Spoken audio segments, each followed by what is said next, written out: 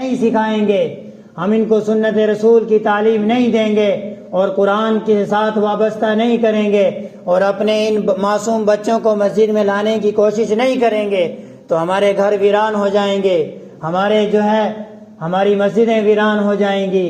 مسلمانوں، مسجد کے اندر اپنے بچوں کو لانے کی کوشش کریں۔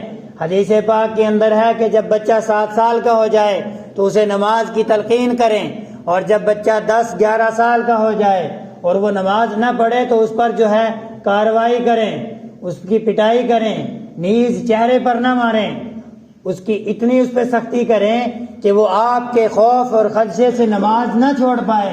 کیا کسی مسلمان نے آج تک اس حدیث پر عمل کرنے کی کوشش کی؟ اگر کی ہوتی تو ہمارا یہ نوجوان طبقہ آج جو بے یار و مددگار اور سنت رسول کے جنازے نکالتے ہوئے ماں باپ کی نافرمانیوں کے اندر زندگی گزار رہا ہے، جو یہ معاشرہ ہمیں دیکھنے کو نہ ملتا۔ آج کے اس معاشرے کے ذمہ دار اگر ہیں تو یہ ماں باپ ہیں، ہمہ شمہ ہیں، چونکہ آج کا معاشرہ کنٹرول سے باہر ہو چکا ہے۔ کوئی عالم اگر آج کے معاشرے کو اپنے کنٹرول میں لانا چاہے اور دین محمدیہ کے کسی پیغام کو، کسی حکم پر امت محمدیہ کو تیار کرنا چاہے تو دانت کھٹے ہو جاتے ہیں۔ کیوں؟ کہ ماں باپ نے اپنے بچوں کی تربیت صحیح دین کے مطابق نہیں کی، ان کے پیار میں ان کو ڈال کر یہود و نصارہ کے طور و طریق پر چھوڑ دیا، ان کی باغ ڈور کو آزادانہ طور پر چھوڑ دیا، اس رسی کو سنت رسول کی طرف نہیں کھینچا بلکہ بے یار و مددگار چھوڑ کر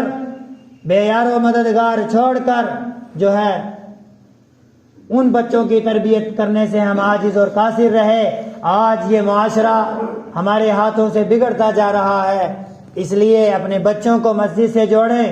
7 سال کا بچہ، اس سے پہلے کا اگر سمجھدار بچے ہیں جو پیشاب نہ کریں، شور شرابہ نہ کریں، شور شرابہ بھی اگر کر رہے ہیں تو ماں باپ سمجھا کر لائیں، اپنے پاس کھڑا کریں۔ آج کے دور کا موجودہ مسئلہ یہ ہے کہ بچوں کو صف میں اپنے ساتھ کھڑا کر لیں باپ، تو یہ بھی اس کے لیے ضروری ہے۔ پہلے کا مسئلہ یہ تھا کہ بچوں کو پیچھے کھڑے کرے، آگے بالغ مرد کھڑے ہوں۔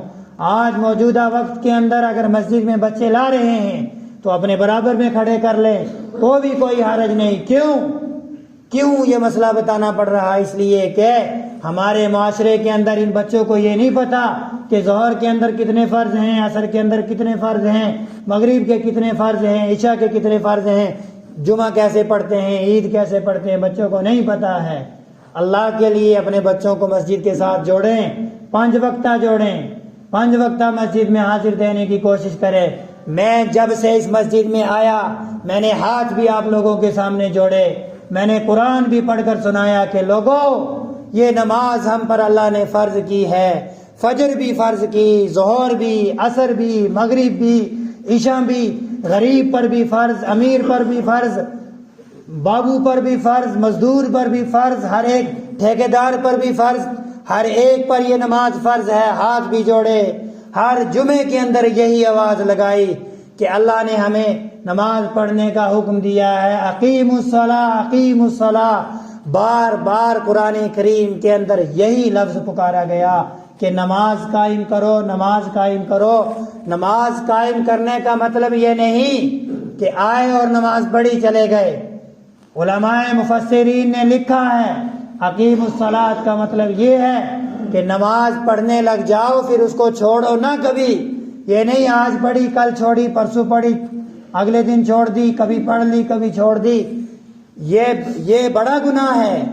بلکہ اقیم الصلاۃ کا مطلب یہ ہے کہ ایک بار نمازی جب بن گئے تو پوری زندگی نمازی بن جاؤ، سفر میں ہو، حضر میں ہو، بیماری میں ہو، شفا یابی میں ہو، جیسے بھی ہو نماز نہ چھوڑو۔ کھڑے ہو کے نہیں پڑھ سکتے، بیٹھ کے پڑھو، بیٹھ کے نہیں پڑھ سکتے، لیٹ کے پڑھو، لیٹ کے نہیں پڑھ سکتے، اشارے سے پڑھو، لیکن پڑھو ضرور۔ نماز کسی بھی حال میں معاف نہیں ہے سوائے بے ہوشی اور دیوانگی کے، باقی ہر حال میں نماز مسلمان پر فرض ہے جب مسلمان بالغ ہو جاتا ہے۔ تو اپنے بچوں کو مسجد کے ساتھ جوڑیں۔ فجر میں کوئی نمازی نہیں ملتے، مسجدوں کے اندر خالی ہو گئے، شہنشاہ کونین کے امتی کھانٹے لے کر سو رہے ہوتے ہیں۔ اور ان کو کہا جائے گا کہ آپ تو اللہ کے نبی کے امتی ہیں. کیوں نہیں جی, ہم تو مسلمان ہیں, ہم تو اللہ کے نبی کے امتی. نماز فجر پڑھی, وہ جی تقاضا تھا, کپڑے صحیح نہیں تھے, بدن پاک نہیں. کیا زندگی ہو گئی ہے ہم لوگوں کی, یہ زندگی ہے, یہ معاشرہ دیا تھا نبی نے. بلال کو اس لیے انگاروں پر لٹایا گیا تھا کہ ہم عیش و عشرت کے ساتھ سنت رسول کا جنازہ نکالیں, اللہ کے احکام کو توڑیں. حضرت حمزہ کے آنکھ کان کاٹ کر گلے کے اندر ہار پہنا دیا گیا تھا. لوگوں, حضرت حمزہ کا کلیجہ نکال کر چبایا گیا تھا. کیوں؟ کہ وہ دین محمدی کے اس پیغام کو ہم تک پہنچانے کے لیے بے تاب تھے. ہم تک پہنچانے کے لیے انہوں نے ہر ممکن کوشش کی, یہاں تک کہ اپنی جان گوا بیٹھے. جو اس چیز کے آڑے بن رہے تھے, ان کے مد مقابل جب آئے تو انہوں نے حضرت امیر حمزہ کی جب شہادت ہوئی تو اللہ کے نبی کبھی اتنے نہیں روئے جتنے اپنے اس چاچا کی لاش کو دیکھ کر روئے تھے. بے تاب ہو گئے تھے. حضرت حمزہ کے کان بھی کاٹ لیے گئے, ناک بھی کاٹا گیا, ہونٹ بھی کاٹے گئے, زبان بھی کاٹی گئی, حتیٰ کہ کلیجہ نکال کر چبایا گیا. مسلمانوں, اگر مسلمان ہیں تو یہ واقعہ ہمیں دہلا دیتا ہے, یہ واقعہ ہمیں سبق دیتا ہے کہ ہم آرام کی نیند سونے کے لیے بستروں پر سونے کے لیے اللہ نے ہمیں نہیں بھیجا. ہمیں نماز پڑھنی ہوگی 5 وقتہ.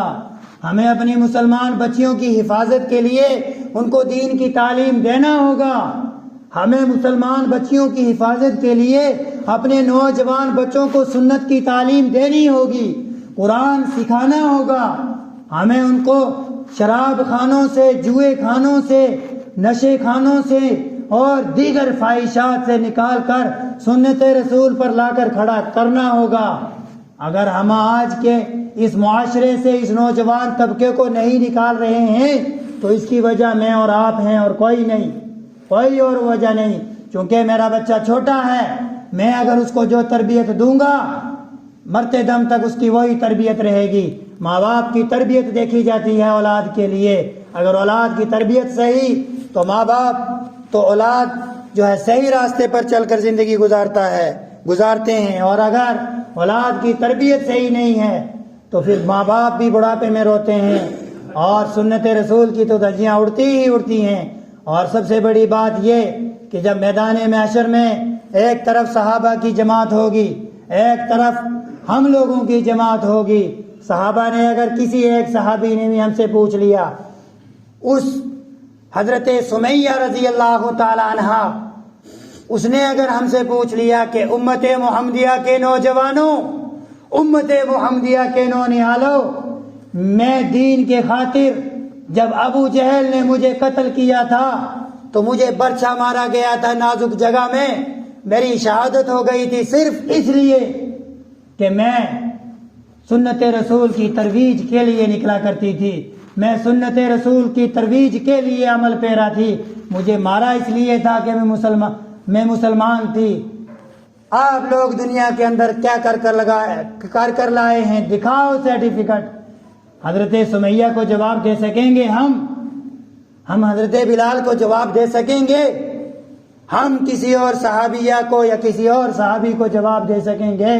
نہیں, ہمارے پاس ثبوت نہیں ہے, ہمارے پاس کوئی سرٹیفکیٹ ایسا موجود نہیں ہے جس کو ہم دکھا سکیں کہ ہم یہ کر آئے ہیں. نہیں ہے. اس لیے اس صوم و صلاۃ والی زندگی پر اتر آئیں. شعبان المعظم کا یہ مہینہ ہے, آئندہ جمعہ 15ویں شب ہوگی, اس کے اندر مسلمان جو ہے نہ جانے کیسے کیسے خرافات کرنے کے لیے تیار ہو جائیں گے, لیکن وہ ہرگز نہیں کریں گے جو میرے آقا نے تعلیم دی ہے, جو میرے نبی نے تعلیم دی ہے, وہ ہرگز نہیں کریں گے. یہ شعبان المعظم کا مہینہ بڑا بابرکت مہینہ ہے.